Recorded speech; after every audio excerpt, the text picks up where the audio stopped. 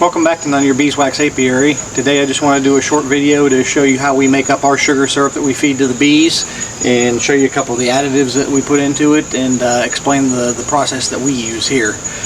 First of all, you got to start with some hot water. I have done it in a big kettle on the stove and done it by the gallon, but now I've switched over to doing smaller batches. It's an electric kettle. It does about a half a gallon of water at a time, and it heats that water up in just a couple minutes, so it doesn't take very long. So I'll do a batch of water here, weigh out my sugar in a pan, and then bring it in here and mix it in the bucket. So we're going to go ahead and get the water and get started.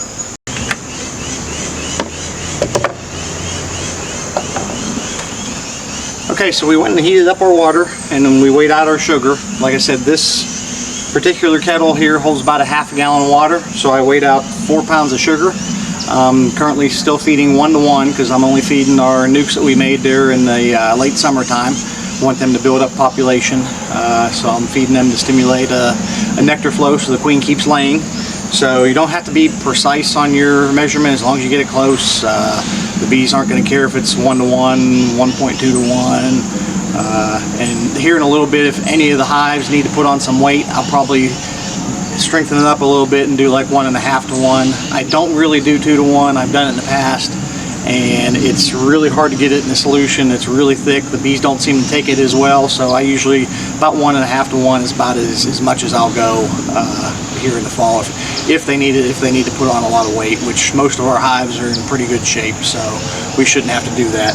So we're going to go ahead. I've already done 2 other batches in this bucket. I'm going to do this batch right here. That'll give me about 1.5 gallons of syrup. That should last me a little over a week next week with the hives that I'm feeding here. So just dump the water in, dump our sugar in.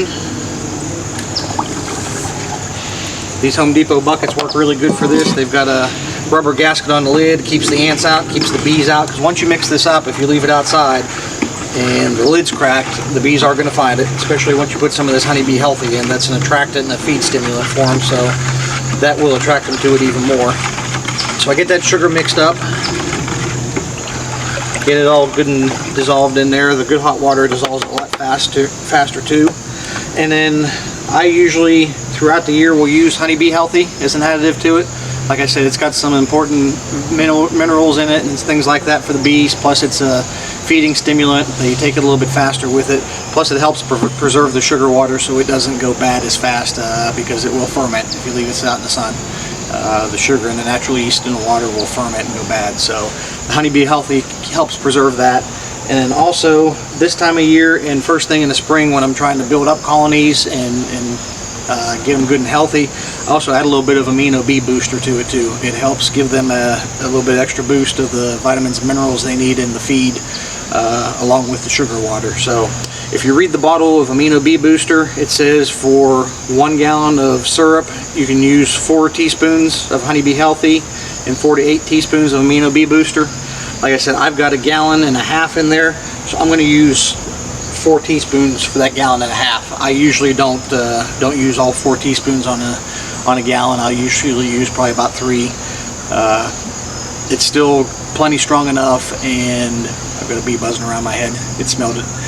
And I don't want to make it too strong because the scent does go out there and will attract robbers if it's a small hive. We use all the hive top feeders. We're currently feeding with our jars inside the top of the hive there, so we don't really have to worry about that a lot, but still I try to keep that smell down as much as possible. So we'll go ahead and put our 4 teaspoons in here.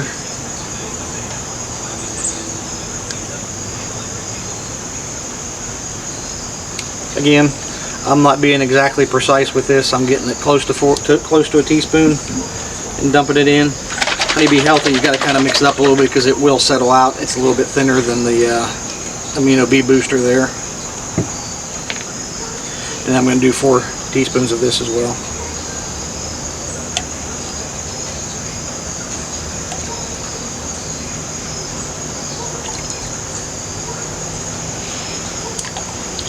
Rinse off our teaspoon, and then we'll give that a good stir again with a spoon and put the lid on it, set it aside, let it cool off. This time of year it'll be ready for tomorrow. I'm not going to put any in the hives tonight. I've already fed them. I used up the last of the syrup I got, so I'm making this up for tomorrow. to feed the couple that I didn't get to tonight with the syrup I didn't have. So we'll go ahead and put that lid on, seal that up, put it out in the yard for storage so it gets the bees away from the house, and we'll feed it to the bees. Be sure to like and subscribe, leave any comments below or questions you may have, and stay tuned for our next video.